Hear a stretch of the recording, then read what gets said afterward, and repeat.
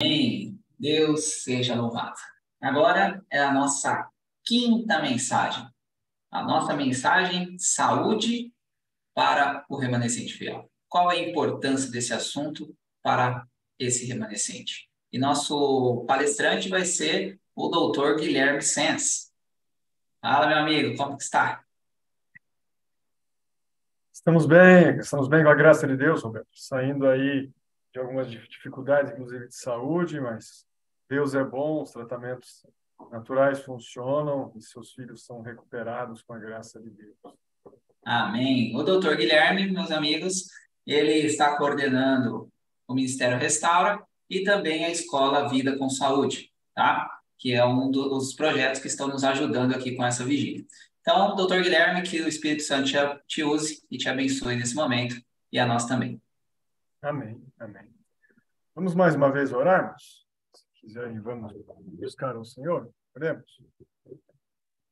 Obrigado, bom Pai, pelo privilégio que nos dá de estar diante de Ti. Uma vez mais, usa-nos e ensina o que quer que aprendamos. Transforma o nosso coração para que sejamos solo fértil à Tua palavra, semeada pela ação do Teu Espírito, dos Teus filhos, que ela frutifique para Ti, para a Tua glória, em nome de Jesus. Amém. Ok.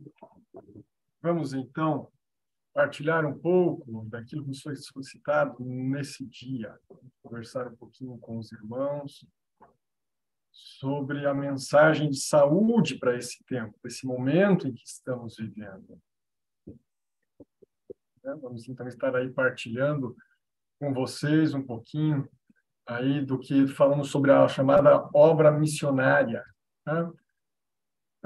Do texto do Conselho sobre o Regime Alimentar, a irmã White nos traz o propósito da reforma de saúde, o propósito da obra missionária de saúde, que tem justamente a ver com o ramo da grande obra que deve preparar um povo para a vinda do Senhor. E essa reforma de saúde, ela se acha tão ligada à terceira mensagem angélica como as mãos estão ligadas com o corpo. E às vezes nós pensamos, né? O que será? Por que deveríamos cuidar aí da saúde como um todo? Por que se cuidar? Na Bíblia nós tiramos vários motivos, alguns dos quais nós vamos trabalhar aqui. Dentre a questão de saúde e bem-estar, as pessoas estarem se sentindo bem, ou minorar o sofrimento, Jesus Cristo fez isso, ele viveu tentando aí libertar as pessoas das consequências do pecado, inclusive a doença, objetivando essa questão do amor ao próximo, demonstrar o amor pelo semelhante. Nós falaremos um pouco sobre o método missionário de Cristo. Mencionaremos também que um dos objetivos do cuidar com a saúde tem a ver com a questão de adoração, já que o nosso corpo é templo do Santo Espírito, e é um dos objetivos, grandes objetivos de Deus, que nós possamos aí realmente a oferecer o nosso corpo como um sacrifício vivo e agradável ao Senhor. É o objetivo cuidar da saúde, glorificar ao Pai, ao testemunharmos que obedecermos aí os mandamentos de Deus, todos eles, inclusive os estatutos, e nos estatutos, inclusive, os sobre saúde.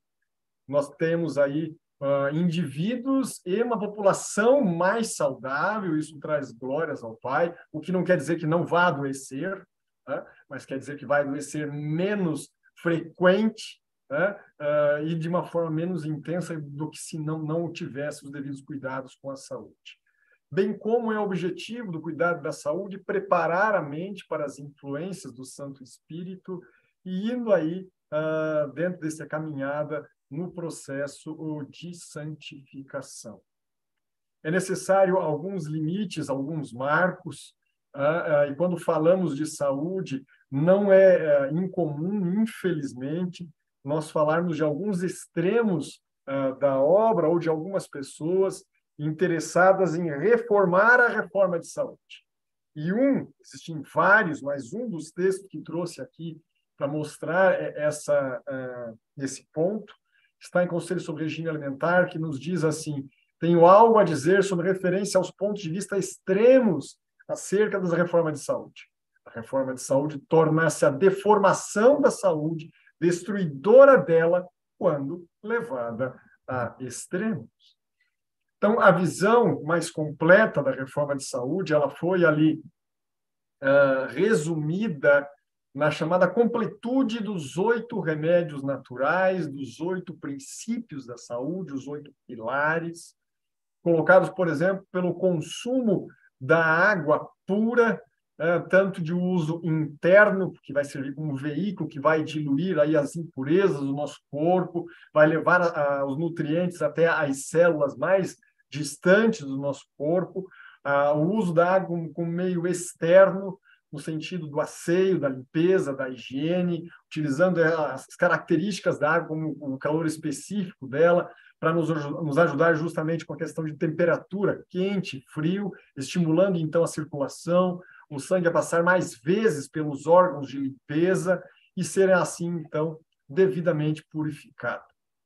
Bem como também está ali, isso tudo representado em tomar-se líquido longe das refeições, até meia hora antes das refeições, a partir de 2 horas após ela, né? Tomando em torno de 30 a 34 ml por quilo de peso dia.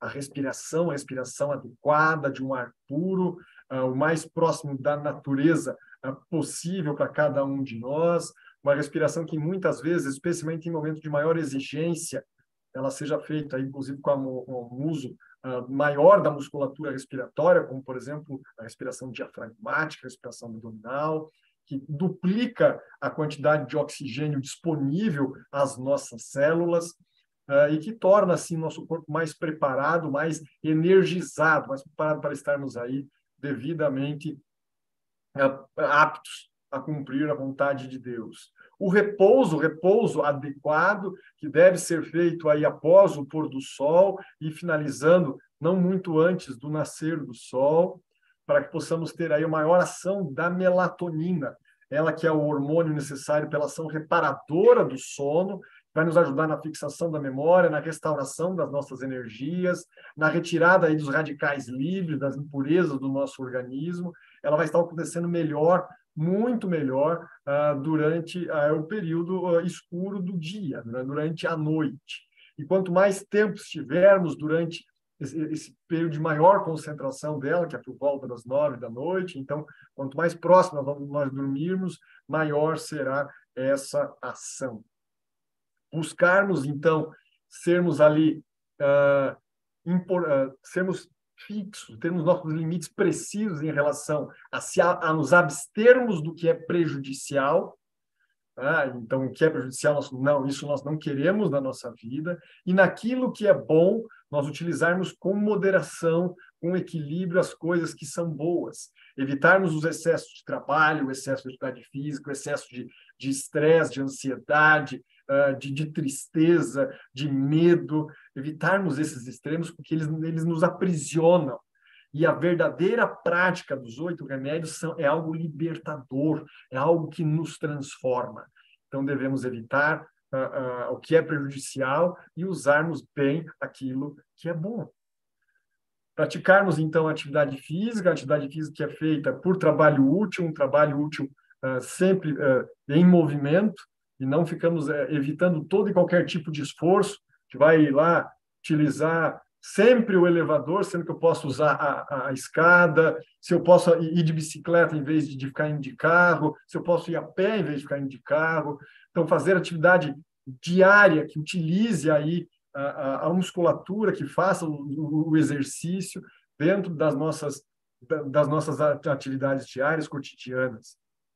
Sempre que possível, ao ar livre, já pegando o sol, já unindo aí também a respiração adequada, tomando água pura, é o ideal. Se não for possível, podemos então centralizar também e fazermos ali um momento mais intenso de atividade física. Expondo a saúde poderosa dos raios solares, que nos ajudam aí tanto a esterilizar ambientes, fornecer energia, fornecer calor ao ambiente e também aos nossos corpos, além, claro, de estimular devidamente a produção de vitamina D.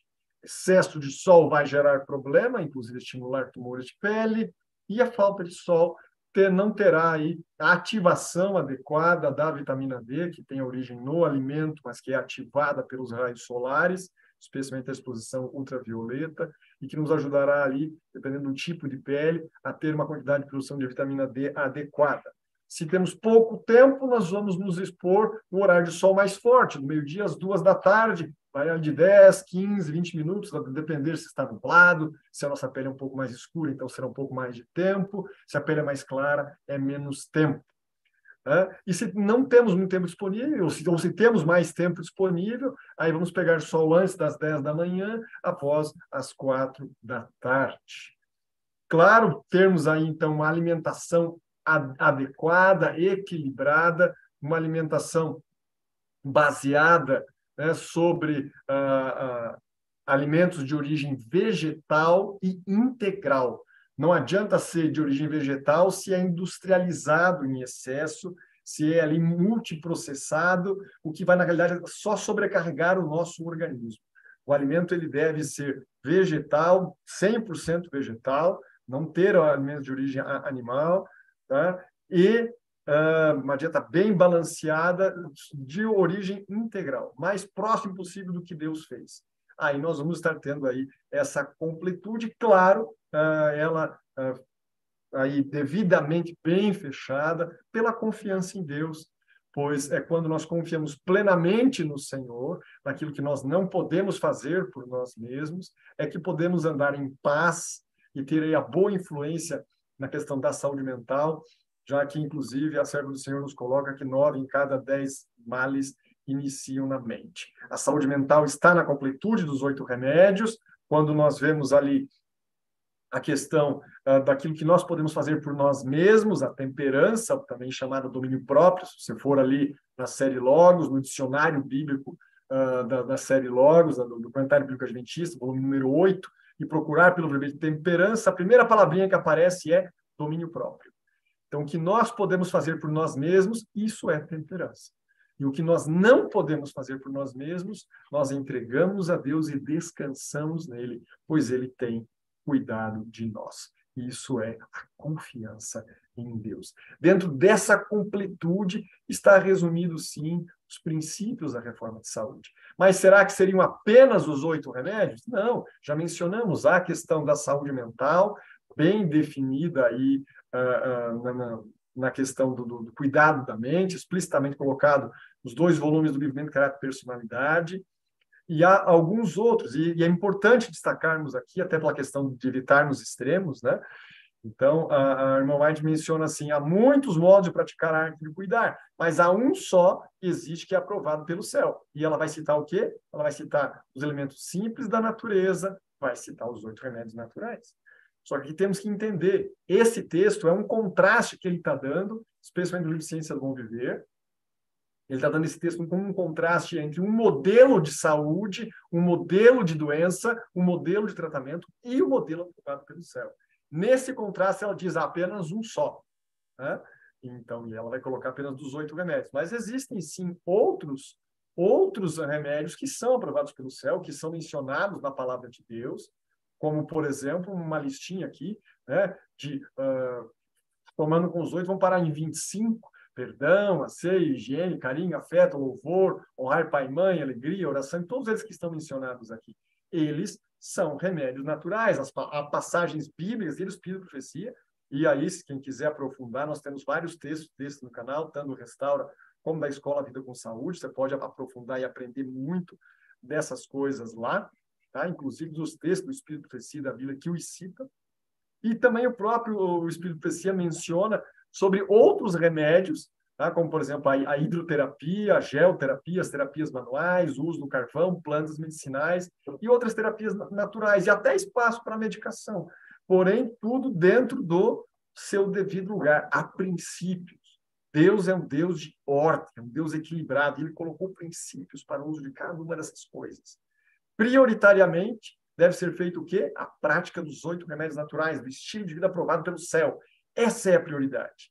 Quando necessário complementar, lança-se mão de um tratamento complementar, preferencialmente um tratamento natural, e se não houver aí condições, se tivermos critério para isso, lança-se mão até mesmo para as terapias convencionais.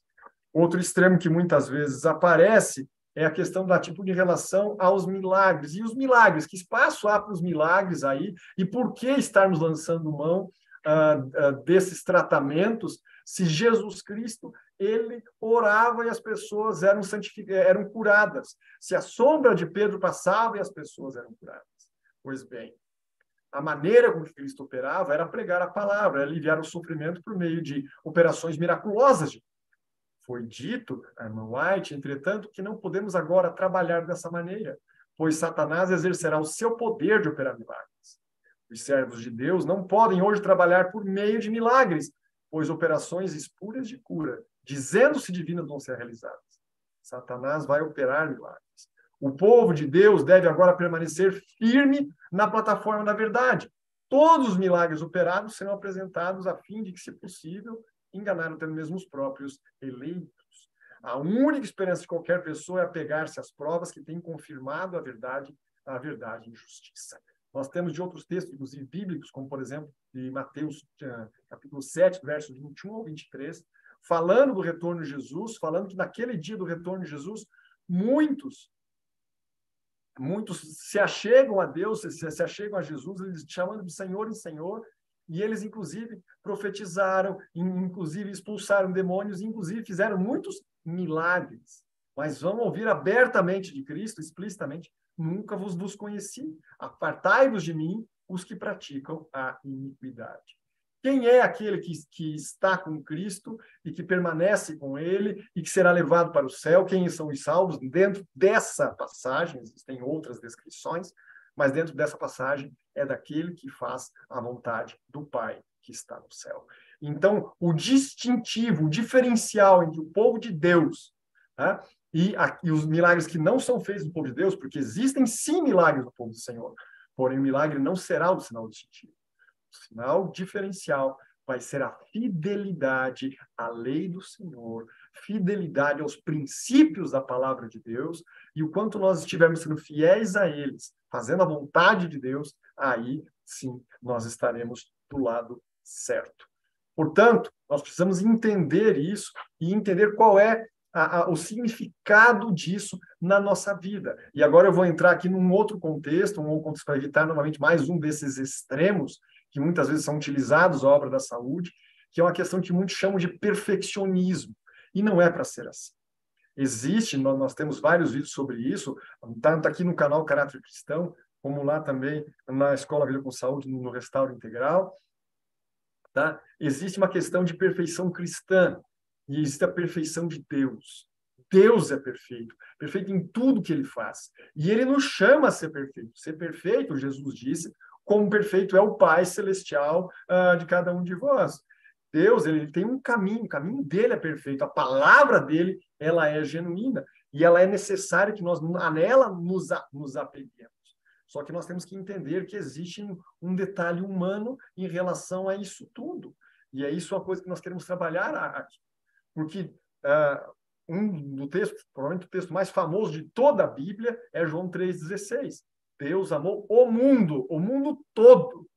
Porém, o próprio Jesus também menciona que estreita é a porta, estreito é o caminho que leva à salvação e poucos entram por ela. Já larga é a porta e larga é o caminho que leva à salvação, à perdição, e são muitos os que vão se perder. Mas aí fica a pergunta: a salvação é uma obra de Deus? É. A obra de Deus é perfeita, como ele é perfeito, então por que são poucos que se salvam se Jesus Cristo morreu por todos? Então é necessário entender devidamente esse contexto, até para que nós não utilizemos a obra de salvação, a verdade de Deus como um cacetete, saindo distribuindo aí bordoadas naqueles que nós julgamos que vão morrer no fogo do inferno, que as coisas não são bem assim, e também não utilizemos uma parte da obra da salvação, não toda ela, como uma mensagem de saúde, para qualquer fim não aprovado pelo céu. Então, vamos começar a entender aqui. Já foi mencionado, inclusive, nos palestrantes que me antecederam nessa vigília, e em vários momentos, e eu vou tentar aqui pautar de uma outra forma, a respeito dos pontos da salvação. São três, né? Três as fases da salvação que são colocadas pelos grandes estudiosos. A primeira delas, que estou colocando aqui, é a justificação. A justificação é uma obra 100% divina. Deus, o Pai, deu o seu Filho unigênito para morrer pelo pecador. A justificação, ela tem como sinônimo o perdão. É nela, lá no perdão, na cruz do Calvário, onde nós vemos um encontro perfeito entre a justiça divina e a misericórdia, a paz ali. Elas se beijam, nos diz o livro de Salmos. Ali é retirada, na cruz do Calvário, é retirada a condenação do pecado daqueles que são salvos. Por que é retirada? Porque Jesus Cristo paga a pena. Jesus Cristo morre a morte eterna pelos salvos. E se ele morre a morte eterna pelos salvos, os salvos, então, não precisam receber a condenação do pecado, porque ele, Jesus, assim já o fez. Sendo, então, justificados, nos diz a carta de Romanos, justificados gratuitamente pela sua graça, a graça de Cristo, pela redenção que há em Cristo Jesus, ao qual Deus propôs pela propiciação, pela fé no seu sangue. Ele ofereceu no nosso lugar para demonstrar a sua justiça pela remissão dos pecados. Os pecados são remidos, o sangue de Cristo reme dos pecados dantes cometidos sobre a paciência de Deus. Deus foi paciente, ele tolerou o pecado, mesmo sendo ele um Deus santo e não havendo comunhão entre luz e trevas. Ele tolera o pecado pacientemente por amor do pecador, para que o pecador pudesse ter alguma chance. O inimigo das almas até tentou colocar Deus numa saída, num local sem saída. Porque se Deus tivesse destruído Adão e Eva, ele diria, tá vendo? Eu tinha razão, não tem como obedecer. E se ele tivesse deixado Adão e Eva livres, eles diriam assim, como ele pode me condenar se não condenou a eles? Então, Deus revela a solução para o pecado, que é o plano da salvação. E ele faz isso para tornar-se Jesus Cristo justo e justificador daquele que tem a fé em Jesus. Se a obra, se a ação de qualquer uma das criaturas de Deus, eu, você, qualquer um de nós, não for motivada pela fé, essa obra é sem valor. Da mesma forma que Tiago diz, mostre-me a tua fé sem as obras e eu mostrarei a minha fé pelas obras, da mesma forma, Paulo menciona que se as obras não forem motivadas pela fé, pecado, isso não tem.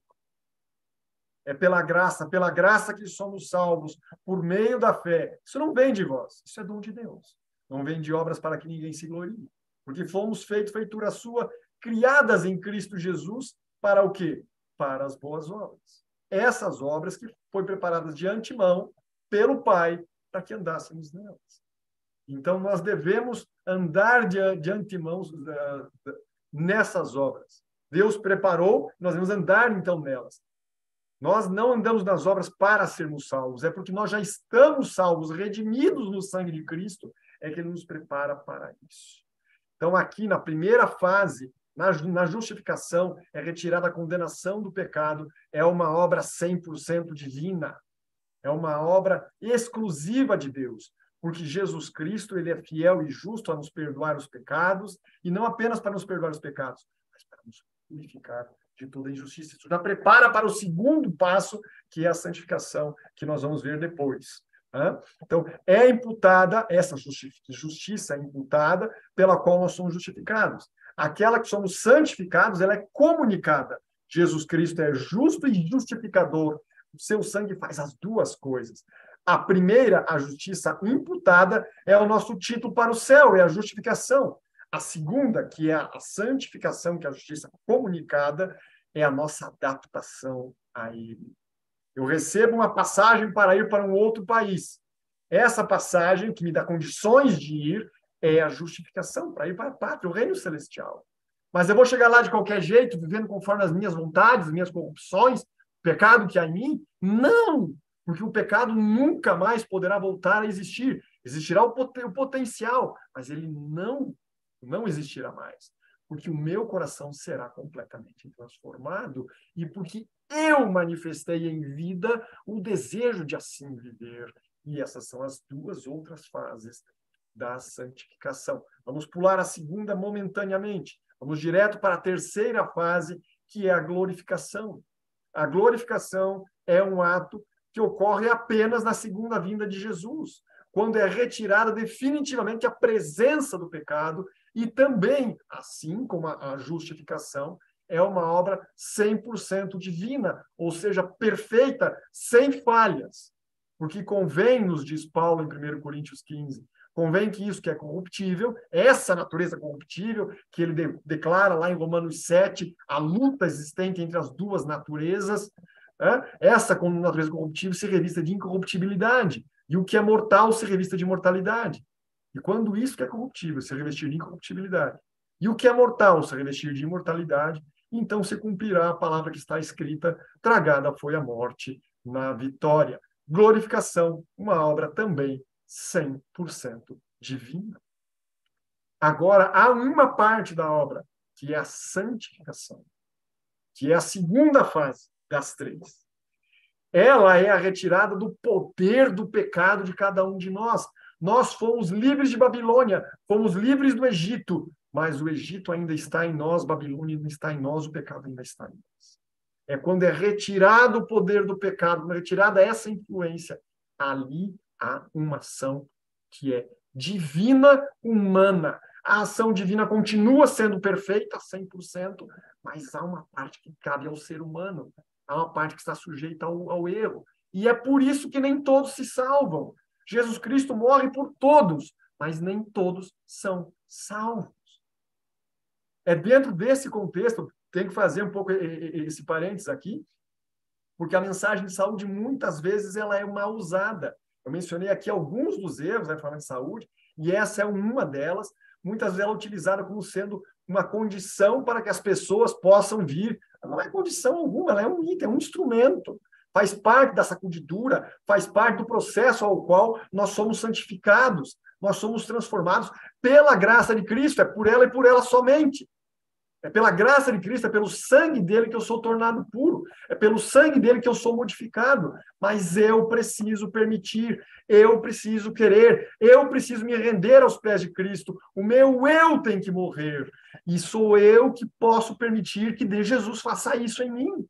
Se eu não permitir, ele não consegue fazer, porque ele é um cavalheiro, ele respeita. Eis que estou à porta e bato, mas está fora do coração. Sou eu que tenho que abrir a porta, ouvir-lhe a voz e convidá-lo a entrar. Então ele entra, ceia comigo e eu com ele.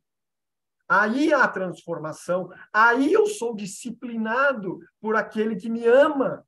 Mas eu preciso permitir. E é isso que está incluído aqui na santificação, e faz parte da santificação a mensagem da reforma de saúde. Essa santificação sem a qual ninguém verá o Senhor.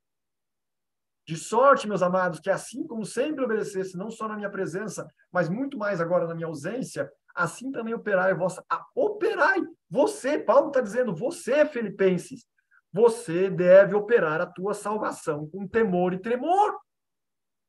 Há uma parte da salvação que é humana, é uma ação divina humana, não é exclusivamente humana. Há uma parte das três, a primeira é 100% divina, a terceira é 100% divina, e a segunda é um misto entre divino e humano. Eu não sei dizer o percentual de quanto é, mas há uma parte que é humana. Eu devo desenvolver a minha salvação com temor e tremor, porque Deus é que opera em mim o querer efetuar segundo a sua boa vontade. Só que se eu me perder e fosse só divino, então a culpa de eu me perder é de Deus, não é minha. E é claro que eu não posso dizer isso. Se eu vier a me perder, a responsabilidade por eu me perder é exclusivamente minha, não é de Deus. Sem sombra de dúvida, Deus fez tudo o que era necessário para a minha salvação. E ele respeita tanto a minha vontade, tanto, que a Bíblia chega a dizer, o Espírito Santo chega a dizer assim, que Deus escolhe para mim o que eu mesmo escolheria se soubesse o que ele sabe. Que Deus tremendo, maravilhoso que nós somos. E não é porque nós achamos que já alcançamos a perfeição. Não. diz Paulo. Não que eu seja perfeito, mas eu prossigo para alcançar aquilo que fui para trás, que fui também preso por Cristo Jesus.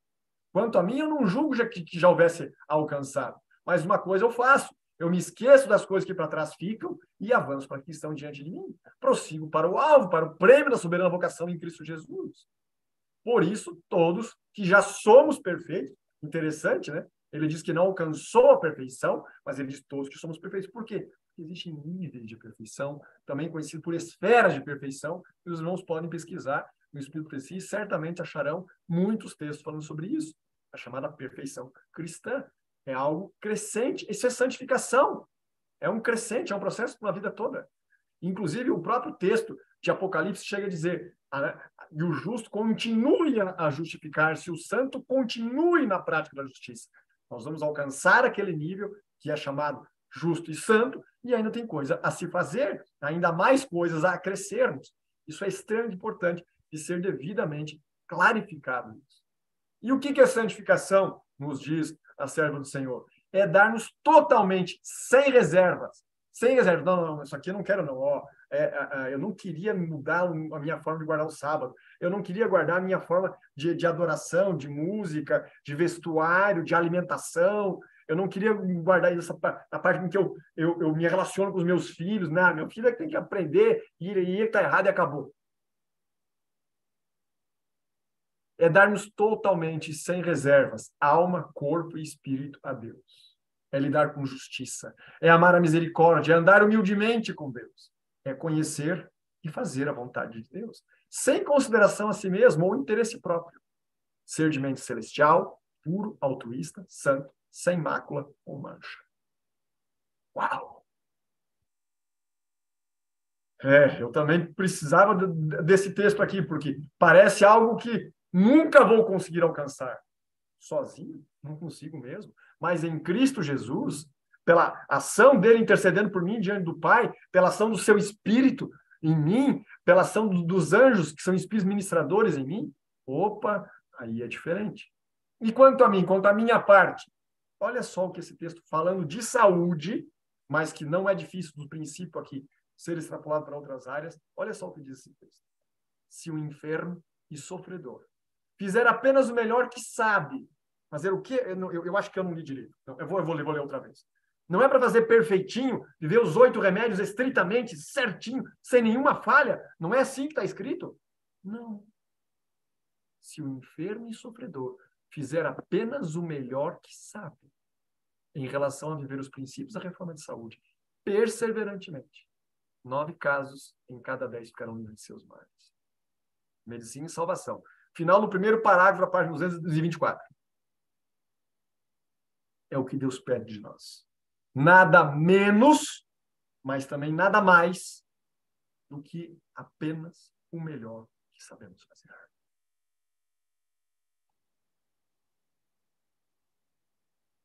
Feito esse preâmbulo, terminada essa parte aí do que alguns destaques, existem outros, mas do que nós podemos chamar de exageros ou até mesmo de mau uso da palavra de Deus, deixa eu entrar em uma outra questão sobre o uso da reforma de saúde em nossos dias, no preparo aí para o remanescente fiel.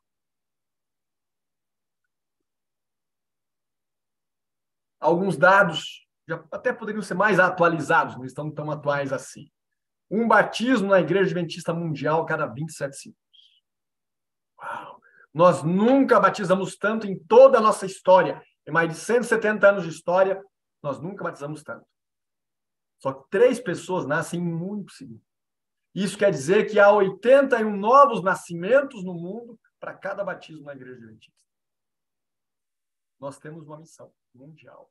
Pregar o Evangelho a toda língua, tribo, nação e povo. Cada indivíduo no mundo inteiro. Só que para isso, o nosso melhor desempenho, só falando batismo, sem considerar as pessoas que se deixam de ser adventistas, nós estamos 81 vezes atrasados. Há 81 novos nascimentos no mesmo tempo que ocorre um batismo na Igreja Adventista. Mas dá uma olhada nessas promessas que eu vou mostrar agora. Ao assumirem esses obreiros, que obreiros? Os treinados em assuntos de saúde. Ao esses obreiros assumirem os seus deveres, a eficiência de homens e mulheres experientes seria centuplicada e a obra para esse tempo é concluída mais rapidamente. Ah! Nossa, que promessa maravilhosa! Se nós estávamos defasados em 81 vezes, agora temos crédito de 19. Você estava atrasado 80, agora melhorou 20. Realmente há uma esperança. E essa questão de centuplicar, olha essa outra promessa. Se nos humilhássemos diante de Deus, não é fazendo o que eu quero, é fazendo o que Deus quer, e fôssemos bondosos, corteses, teríamos 100 conversões, onde existe apenas uma. Nós multiplicaríamos a velocidade das conversões em 100 vezes. Por que não está ocorrendo assim? Porque nós não estamos usando... Temos a mensagem de Cristo, mas não estamos usando os seus métodos. Não estamos vivendo como ele viveu. Nós estamos querendo fazer as coisas conforme a nossa própria inteligência, sendo que a inteligência do ser humano não é assim que Deus a chama. À medida com que a agressão religiosa destruir as liberdades da nossa nação, os que quiserem permanecer ao lado da liberdade de consciência serão colocados em situações desfavoráveis. Em seu próprio interesse, devem eles, enquanto têm oportunidade, tornar-se entendidos com respeito a doenças, suas causas, maneira de evitá-las e também a cura. E encontrarão um campo de trabalho em qualquer parte. A necessidade de uma religião individual, de arrependimento, de fé e de amor, de um despertamento geral entre nós como um povo. Nós devemos ser capazes de ensinar outros a lutarem contra aquelas paixões que a luz do céu lhes indica que devem ser mortificadas. Isso é feito pelo processo de santificação. Que haja constante vigilância e a oração incansável em favor da assistência do Espírito Santo e valhamos de todo o auxílio e de toda a luz que Deus nos concedeu. Mas o que devemos fazer nesse meio tempo? Sermos entendidos com respeito às doenças, suas causas, maneiras de evitá-las e cura, porque isso vai nos levar a um campo missionário em qualquer parte. E isso feito num processo de santificação. Ensinar a lutar contra as paixões que a luz do céu lhes diga que devem ser mortificadas. Em que livro que ela escreveu isso? Conselhos sobre Saúde. Olha que interessante. Por que será que isso está no Conselho sobre Saúde? Jesuicidência, nós dizemos por aqui. Nada é por acaso. Tenho sido repetidamente instruída. Repetidamente, várias vezes foi necessário dizer isso. Pelo fato de que a obra médico-missionária, para com a obra da terceira mensagem angélica, tem a mesma relação que mantém o corpo com o braço e a mão. A divina cabeça, que é Cristo, e todo o restante, toda a obra de Deus, devem trabalhar unidos. O braço direito do corpo, constantemente ativo, trabalhando incessantemente. Assim Deus o fortalecerá. Não deve, porém, tornar-se o corpo, que não é só a mensagem de saúde. Toda a mensagem do terceiro anjo, do qual a mensagem de saúde faz parte. É apenas uma parte, não é um todo. Ao mesmo tempo, o corpo não deve dizer ao braço, eu não tenho necessidade de ti. Ou seja, nós podemos pregar o evangelho sem falar da saúde. Seria muito mais fácil falarmos só de mensagens populares. Mas as 3 mensagens angélicas, qual delas que é popular? Dizer que é chegada a hora do juízo, dizer que devemos adorar o Criador, dizer que Babilônia caiu, que nós devemos sair de Babilônia para não sermos cúmplices dos seus flagelos. Qual dessas mensagens, últimas mensagens de advertências, que ela é popular? Não faz parte de nossa missão dizermos o que deve ser pregado ou não. É para nós batizarmos e ensinar as pessoas a guardar todas as coisas que Jesus nos mandou. Todas é todas. E não podemos negligenciar qualquer parte, inclusive a mensagem de saúde. As 2 coisas devem andar juntas. Ambos têm um trabalho designado e ambos sofrerão grande prejuízo caso operem independentemente um do outro. Temos que levar elas juntas. Isso já era um alerta nos dias da irmã White, continua valendo agora no século XXI. Unicamente os métodos de Cristo trarão verdadeiro êxito ao aproximar-se do povo. O Salvador se misturava com os homens como as pessoas que lhes desejavam bem. Não era interessadamente. Eu só quero que você se batize. Não. Era para transformar toda a vida. Ele manifestava simpatia por elas. Eles ministravam as necessidades. Aqui é um grande espaço. Não apenas, não está restrito aqui, mas é o grande espaço da médica missionária. Eles ministrar as necessidades. A pessoa não tem necessidade só antes de batizar, ela continua tendo. Então, a mensagem de saúde, não é uma porta de entrada, ela é um corredor. Aquilo continua existindo, não se limita à feira de saúde.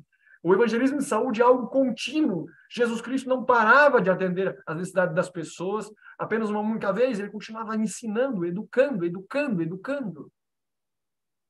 Aí, quando você faz isso, o coração está aberto, ele conquista a confiança, ele granjeia a confiança. E aí você pode dizer, segue-me. E aí não vai ter uma conversão, vai ter 100 onde só havia uma. Essa é a grande transformação. Precisamos usar os métodos de Cristo. Durante o seu ministério, Jesus Cristo empregou mais tempo para curar doente do que para pregar. Por que será? Porque era um método para chegar até o coração, a necessidade que as pessoas tinham. Jesus Cristo fez isso. Se seguirmos o exemplo de Cristo em fazer o bem, os corações vão estar abertos, como estiveram para ele. Se já foi indispensável compreender e seguir os métodos do ensino de Cristo, bem como imitar o exemplo, o tempo é agora. Com certeza. Nós temos aí uma rede, um sistema mundial de mais de 100 anos de atuação na área da saúde, sim, com grandes hospitais, mas tudo nasce de que forma? Com pequenas clínicas, pequenos sanatórios. Eu posso, sim, ser um médico e executar a vontade de Deus num hospital secular, num hospital adventista, numa UTI, mas o espaço prioritário é um espaço ambulatorial, 1-a-1, médico-paciente, um espaço ao qual eu vou poder ter liberdade de agir segundo a vontade de Deus, promovendo os 8 remédios naturais. Isso não é à toa que ocorre. Por isso, os espaços dos centros de vida saudável são espaços privilegiados em que devem ser ocupados. Não apenas nos hospitais, tá? Não apenas em grandes locais, mas em pequenas situações também. Ou ainda, apenas o obreiro e a pessoa na casa do próprio indivíduo, um trabalho de comportagem de porta em porta, são espaços necessários de serem ocupados, porque é uma missão mundial que deve chegar a toda criatura, para que então venha o fim. Vamos tentar definir esse obreiro médico missionário. É um cristão que, mesmo sob prejuízo próprio, ajuda em todas as necessidades humanas, trabalha para remover o fardo de doenças, de miséria e de pecado, tendo como missão restaurar inteiramente os homens ao quê? Saúde, a paz e a perfeição de caráter. Tem uma intencionalidade evangelística. Nós promovemos a saúde não para ficarmos bem, de uma forma eremita, lá no meio do campo. Nunca foi assim. Nós promovemos a saúde para aliviar os sofrimentos, para que as pessoas possam ter melhores definições, mais claras em sua mente, as impressões do espírito, para que então sejam inteiramente restaurados. Saúde, a paz, a perfeição de caráter. A expressão obra médico-missionária, ela infelizmente foi mal traduzida do inglês. Medical missionary work, o medical não tem a ver com médico. Médico é physician, doctor. Medical é relativo ao tratamento de doenças ou enfermidades. Isso é médico. É relacionado à medicina. Então, a obra médico-missionária é a obra missionária na parte da saúde. Essa seria a definição. Jesus Cristo é o nosso exemplo. Ele fez, devemos fazer a mesma obra que o grande médico missionário fez, e ele assumiu em nosso favor. Cumpre-nos seguirmos o caminho de renúncia humilhado por Cristo, mesmo prejuízo próprio. Lembra da definição de um obreiro médico missionário? Nosso Senhor Jesus Cristo veio a esse mundo como infatigável servo das necessidades do homem. Ele toma sobre si as nossas enfermidades e levou as nossas doenças. Veio para remover o fardo das doenças, miséria e pecado. Era a sua missão restaurar inteiramente aos homens. Veio para trazer-lhes o quê? Lembram da definição? Saúde, paz, perfeição de caráter. É para nós fazermos exatamente o que Jesus Cristo fez. Não basta termos a mensagem de Cristo, temos que ter os seus métodos, temos que termos a sua ação, mesmo em prejuízo próprio. Aí estaremos executando a obra médica missionária. Sim, são exemplos de um trabalho profissional, como cirurgia, assistência à saúde, mas também é exemplo acompanhar idosos em consultas, visitar asilos, entregar cesta básica, mutirão de reforma, feira de saúde, clube de saúde, palestras, confortar pessoas, ensinar culinária saudável, tantas e tantas coisas. Porque diz a serva do Senhor que ela não conhece melhor modo de lançar mão da obra médica missionária e associação com o ministério. Ela não conhece a melhor forma de revelar a Cristo. É quando fazemos o que Jesus Cristo fez, associando as duas coisas. Não podem andar separadas. Você, adventista do sétimo dia, não separe as duas coisas. Você precisa andar junto. A obra do ministério, obreiros, pastores, pessoas que estudam a Bíblia, precisam andar juntos isso com a obra médica missionária. É a cunha penetrante, é a destra, vai abrir portas à verdade que não outros ramos do evangelho não conseguiriam acesso. A obra médica missionária é a mão direita, a mão auxiliadora do evangelho, para abrir portas à proclamação da mensagem. Portas que antes eram fechadas, vão estar abertas para o inteligente missionário médico. Essa obra médica missionária é de origem divina. Não pode ser barrada. O ser humano não pode se opor a Deus. Cristo nos comissionou, porque ele não está mais em presente aqui em pessoa para fazer essas coisas. Cristo nos comissionou para darmos prosseguimento à obra médica missionária por ele iniciada. Foi Jesus Cristo que fez isso. A obra médica missionária é uma obra de Deus e leva a sua assinatura. O grande médico é o originador da obra médica missionária. Ele abençoará todos que assim se esforçarem para comunicar a verdade para esse tempo. É para todo membro da igreja lançar mão da obra médica missionária. Não é só para profissionais de saúde, para todo membro da igreja, inclusive leigos que precisam se preparar para fazer isso. Isso é o relato, esse é o relato profético. Não é uma profecia condicional. É um relato do que vai ocorrer. A questão é se estamos nós preparados ou não. Se seremos nós ou se Deus vai ter que trazer pedras para falarem. Precisamos nos preparar, irmãos. Deus deseja que pastores e os membros da igreja, todos, manifestem um interesse ativo. Não é ficar olhando e esperando, é ativo, é ir atrás e decidido na obra médica missionária. A obra médica missionária deve ter seus representantes em cada lugar, em associação com o estabelecimento de nossas igrejas. Cada igreja tem que ter um local para poder agir na obra médica missionária. Cada local, aonde tem uma igreja, não importa onde. O Adventista, o sétimo dia, tem uma obra especial a fazer como mensageiros, que devem trabalhar pela mente e pelo corpo dos homens. É a obra médica missionária. Cada lugar onde houver uma igreja deve se instruir em relação à preparação de alimentos simples, saudáveis, para os dos que desejam viver de acordo com os princípios da reforma de saúde. Os membros da igreja devem partilhar, eles devem conhecer e devem partilhar isso com as pessoas da sua vizinhança, sua família. A obra médica missionária deve fazer parte da obra de toda a igreja na terra. Se for conduzir de forma independente, não somente consumirá talento e meios necessários em outros ramos, como no próprio trabalho de ajudar os desamparados, independentemente do mistério da palavra. Isso vai colocar os homens em situação de zombarem da verdade bíblica. Todo seguidor de Cristo tem uma obra a fazer como missionário. Todo seguidor de Cristo. Isso inclui você e eu. Não devemos esperar que as pessoas venham a nós. Precisamos procurá-las onde estiverem. Quando a palavra é pregada no púlpito, o trabalho apenas começou. Há multidões que nunca vão ser alcançados pelo Evangelho, se não nos for levado. E qual que é a cunha penetrante? Qual a obra que chega onde outras áreas não chegam? A obra médica missionária. Era assim que Jesus fazia. Ele comissionou os discípulos para irem à frente, inclusive fazendo milagres, inclusive fazendo a obra missionária. Atingimos um tempo em que todo membro da igreja devia lançar mão da obra médica missionária. Por toda parte morrem pessoas à míngua, toda parte de pessoas necessitadas. Se usarmos isso, utilizaremos também o exemplo de Cristo. O Senhor pede união, unidade. Devemos ser um na fé. Que dizermos quando os ministros do Evangelho e os obreiros da cidade médica missionária não estão unidos? Olha que forte isso. Quando eles não estão unidos, lança sobre nossas igrejas o quê? Difícil até mencionar. O pior mal possível. Aqueles que não têm sentido interesse pela obra médica missionária e estão tratando desrespeitosamente a mão direita da causa de Deus, que todos modifiquem a sua atitude em relação a esse trabalho. que profira o menor número possível de palavras. O silêncio constitui-se eloquência. Você ainda não foi, a mente não foi santificada, consequentemente não consegue discernir essas coisas espirituais, então é melhor não falar nada. Desejo dizer-vos que em breve nenhuma obra será realizada pelo plano ministerial, senão a obra médico-missionária.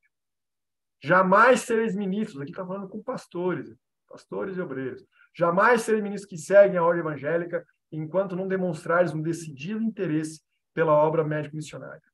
O evangelho da saúde, da bênção e do fortalecimento. Como são lentos os homens em compreender a preparação de Deus para o dia do seu poder. Deus opera hoje para alcançar os corações da mesma maneira que operava quando Cristo esteve na terra. Cristo empregou o médico missionário em todo o seu ministério. Não podemos nós compreender a missão que ele deu aos seus discípulos e a nós, ou seja, também usarmos a obra médica missionária para o avanço da obra? Ao aproximarmos do fim do tempo, precisamos erguermos mais e mais alto a questão da reforma de saúde e da esperança cristã, apresentando de maneira mais positiva e decidida, não apenas por palavras, mas por nossa maneira de viver. Porque não é nem por força e de poder, mas é pelo meu Espírito. E o Espírito Santo não é dado àquele que não vive. Nós precisamos viver primeiro, para então termos cheios de poder para cumprirmos a missão. Hábitos corretos no comer, beber e vestir devem fazer parte. É desígnio de Deus que a obra médico-missionária prepare o caminho para a apresentação da salvadora verdade para esse tempo. A mensagem não pode ser eclipsada, nem seu progresso entravado. Não são numerosas as instituições, grandes edifícios ou larga ostentação, mas é uma ação harmoniosa de um povo peculiar. Um todo simétrico, completo. A obra médico-missionária deve ser preparada, deve ser para a obra da igreja o que o braço direito é para o corpo. É o evangelho na prática. Todos os ramos devem misturar-se harmonicamente para se entender o convite. Vem para aquilo que já está preparado. Através de todo esse país deve fazer uma obra que ainda não foi feita. A obra médico-missionária precisa ser reconhecida. Os que saem para empenhar-se na obra do ministério precisam ser entendidos na questão da reforma de saúde. As pessoas têm que ter experiências, reconhecer e ser entendidos. Aqueles que não têm experiência de muitos anos e não apreciam a obra médico-missionária não deviam ser indicados para presidir sobre nossas igrejas. Textos fortes, alguns textos bem fortes do Espírito de Profecia. Aqui deve com os donativos, vamos avançar um pouquinho. Mais uma vez ela diz, é para todos, toda pessoa deve possuir conhecimento dos meios terapêuticos naturais, da maneira de os aplicar. É essencial tanto compreender os princípios envolvidos no tratamento do doente, como ter um preparo prático que habilite a empregar devidamente esse conhecimento. O uso dos remédios naturais requer certo cuidado e esforço, que muitos não estão dispostos a exercer. A pessoa quer uma coisa fácil, que lhe permita ter a vida desregrada que ela sempre quis ter. Agora, esse negócio tem que ficar se esforçando, mudando. As pessoas não querem isso. Mas esse é o processo que Deus está colocando em sua palavra. Só que as pessoas não querem o processo de Deus. O evangelho da saúde, na parte em vermelho, deve estar firmemente associado com o ministério da palavra. É desígnio do Senhor que a influência restauradora e a reforma de saúde seja uma parte do último grande esforço para proclamar a mensagem evangélica. Homens e mulheres, nós já estamos nos aproximando do final, homens e mulheres inventam muitas desculpas para a sua tendência ao pecado. O pecado é representado como uma necessidade, um mal que não pode ser superado. Mas o pecado não é uma necessidade. Cristo viveu nesse mundo desde a infância até a idade adulta e durante esse tempo enfrentou e resistiu a todas as tentações que o homem assediava. Ele é um padrão perfeito de infância, juventude e varonilidade. Várias vezes disseste, não consigo controlar o meu temperamento. Eu tenho que falar. Não tens um espírito manso e humilde? E olha quem é que está falando para vocês aqui. O eu está plenamente vivo e ficas em guarda continuamente para preservar-se da mortificação e do insulto. Diz o apóstolo, por que estáis mortos e a vossa vida está escondida com Cristo em Deus? Aqueles que estão mortos para o eu não se ressentirão tão prontamente de não estarem preparados para combater a tudo que possa irritar. Homens mortos não podem ser ressentidos. Não estás morto. Né? Devíamos estar, mas o eu não está morto. Se tua vida estivesse escondida em Cristo, 1000 coisas que agora observas e que te afligem seriam consideradas indignas de atenção. E então estarias apegando-se a coisas eternas, estaria acima das provações mesquinhas dessa vida. Jesus, quando injuriado, abusado, insultado, ele não retaliava. Quem, quando era injuriado, não injuriava novamente? Quando a crueldade do homem o fazia sofrer dolorosas e feridas açoites, ele não ameaçava, mas ele entregava-se àquele que julga retamente. Tendo em vós esse espírito, que também, esse mesmo espírito, que estava em Cristo Jesus. Cristo nos deu a sua vida como modelo. E nós o desonramos quando ficamos ressentidos por qualquer desprezo ou estamos prontos para guardar-nos rancor de cada injúria suposta ou real. Não é uma evidência de uma mente nobre estar preparando para se defender, para preservar nossa própria dignidade. Seria melhor sofrermos totalmente 100 vezes mais do que ferir a alma por um espírito de retaliação, dando vazão à ira. Ah, esse texto é forte. Não é para sermos acusadores, irmãos. Nada do que foi dito aqui é para nos tornar direito e dizer o outro está errado e eu estou certo. Não é para ser assim. Não é para usarmos a verdade como um cacetete. Avançar aqui. Vamos finalizar com um texto também forte, que eu queria que você lesse comigo, também de ensino e salvação. Aí depois a gente vai finalizar com o texto bíblico de 2 Crônicas. Muitos têm esperado que Deus os guardasse de doenças, tão somente pelo fato de eles haver perdido que assim o fizesse. Deus, porém, não atendeu às suas orações, porque a sua fé não foi aperfeiçoada pelas obras.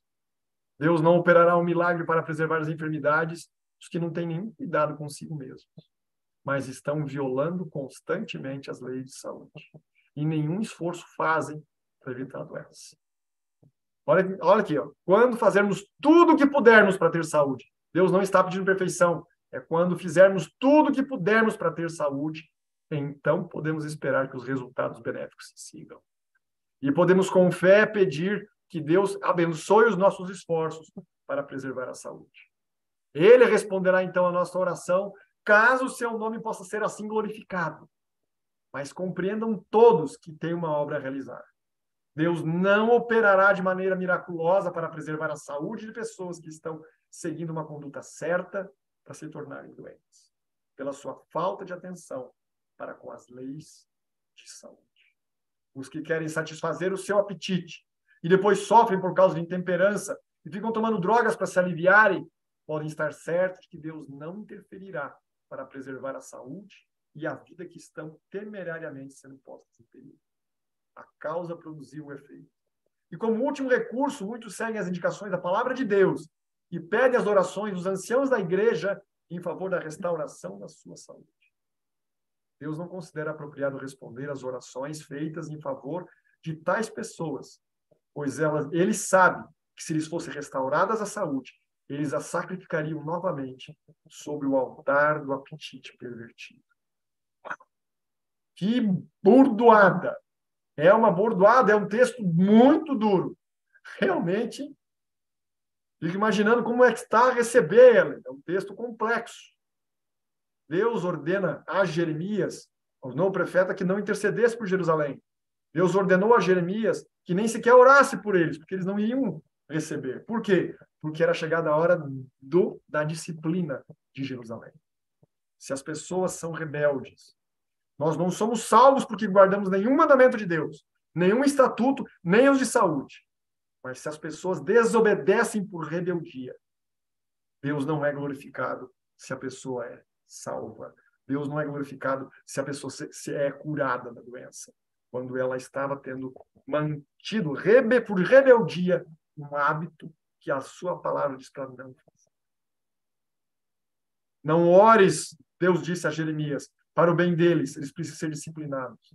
Deus queria que se entregassem e não fossem mortos como foram. Mas por uma rebeldia extrema, eles continuaram teimosos. Invocarão e não responderei, o sábio Salomão escreveu. Portanto, isso merece uma profunda reflexão. Por que as pessoas de hoje estão adoecendo? Mas há sim uma promessa que necessita ser mencionada, inclusive aqui. Porque na promessa da construção do templo de Deus, inclusive a construção desse templo, paralelamente falando. Se o meu povo que se chama pelo meu nome, o remanescente fiel, com fé, baseado na justiça de Cristo, não é baseado nos méritos dele, é pela graça de Cristo, pelo sangue dele derramado na cruz, que me justifica, mas também que me purifica. Com fé, mas confiante nele, se eu me humilho, porque eu não quero fazer de acordo com a minha vontade. Eu queria comer do bem bom, eu queria ficar deitado na rede, eu queria não fazer exercício físico, eu queria não cuidar da minha saúde. Mas porque Deus pede que eu faça. E eu faço humildemente. Com fé eu me humilho e busco então a sua face.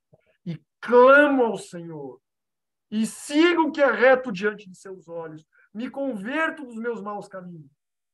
Então, e apenas então, são ouvidas as orações. E a terra será sarada. Assim. O evangelho de saúde não é o evangelho sozinho, isolado ou todo integral, mas através dele, ele une todas as outras partes do evangelho. Ele leva o evangelho tradicional, doutrinário, ele leva o evangelho relacional, por exemplo, dos pequenos grupos, de várias outras ações da igreja, e ele pode levar diretamente à cruz. A obra de saúde é um ato maravilhoso e que pode unir todos os departamentos da igreja, porque todos os departamentos da igreja atendem a pessoas que têm necessidade de saúde.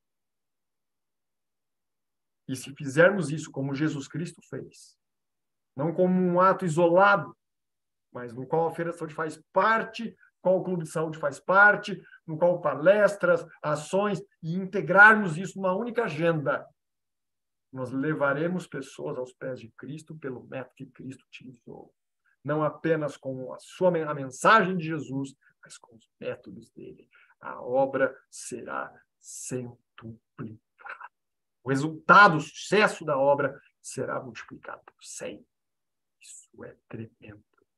Que promessa Deus tem para os seus filhos? Será que realmente nós queremos isso? Se quisermos, nós precisamos realmente mudar muito, muito de nossa prática. Individual, mas também institucional, como um povo. Pois nós estamos tratando o braço direito da terceira mensagem angélica como o dedo mindinho do pé esquerdo. Nada contra os canhotos, tá? Estou usando um termo profético. A maior parte da população é destra. A mão que vai à frente para abrir as portas, para pegar um instrumento para o trabalho, inclusive a mão mais forte, dentro da representação do que significa a mão direita. Algo que temos que fazer, parar e pensar sobre como está sendo a nossa prática. Que Deus nos conduza. Um abraço. Obrigado, doutor. Nós vamos agora para uma mensagem musical da nossa irmã Beatriz Beltrão, da IAS de Terra Rica, de Mato Grosso.